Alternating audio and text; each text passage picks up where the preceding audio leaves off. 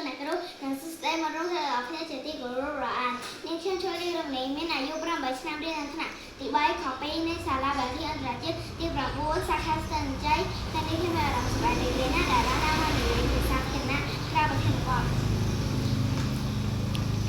តើការសិក្សានៅមុខវិជ្ជាភាសាខ្មែរដល់ប្រយោជន៍អ្វីខ្លះដល់យើងជាសិស្សខ្ញុំជាស្ពានឆ្លងរកការបង្កើតអនុញ្ញាតឲ្យខ្ញុំបញ្យល់នៅពេលកន្លឹះជាមុនសិនបើយើងតាមវិជ្ជាណាក្រមរបស់សម្ដេចព្រះសង្ឃរាជជួនណាបានបង្ហាញយ៉ាងច្បាស់ថាទៀត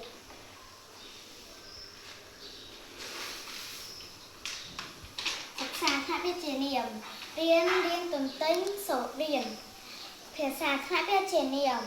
ភាសាដែលជាអត្តសញ្ញាណរបស់ជាតិសាសន៍ណាមួយអង្គពីការពន្យល់នៅពេលកន្លឹះត្រូវបានបញ្ចប់ខ្ញុំស្របដល់ស្រាវជ្រាវប្រវត្តិរបស់ខ្ញុំដូចតទៅ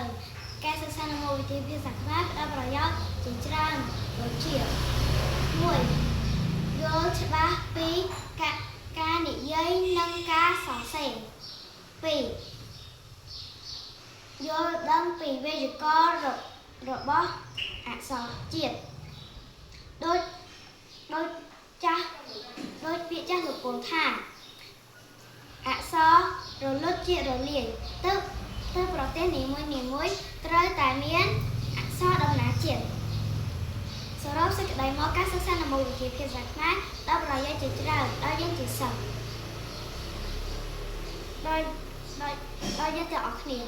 ជាចុងក្រោយខ្ញុំសូមថ្លែងអំណរគុណយ៉ាងជ្រាលជ្រៅចំពោះអ្នកគ្រូនិងបងប្អូនទាំងអស់គ្នាដែលបានចំណាយពេលវេលាដ៏មានតម្លៃស្ដាប់ការបកស្រាយប្រធានបទរបស់ខ្ញុំតាំងពីដើមដល់ចុងខ្ញុំសូមឲ្យអ្នកគ្រូនិងបងប្អូនទាំងអស់គ្នាមានសុខភាពល្អនិងជួបប្រទះនូវពុទ្ធពរទាំង4ប្រការគឺអាយុវណ្ណៈសុខៈនិងពលៈកុំបីឃ្លាតឆ្លៀតឡើយសូមអរគុណ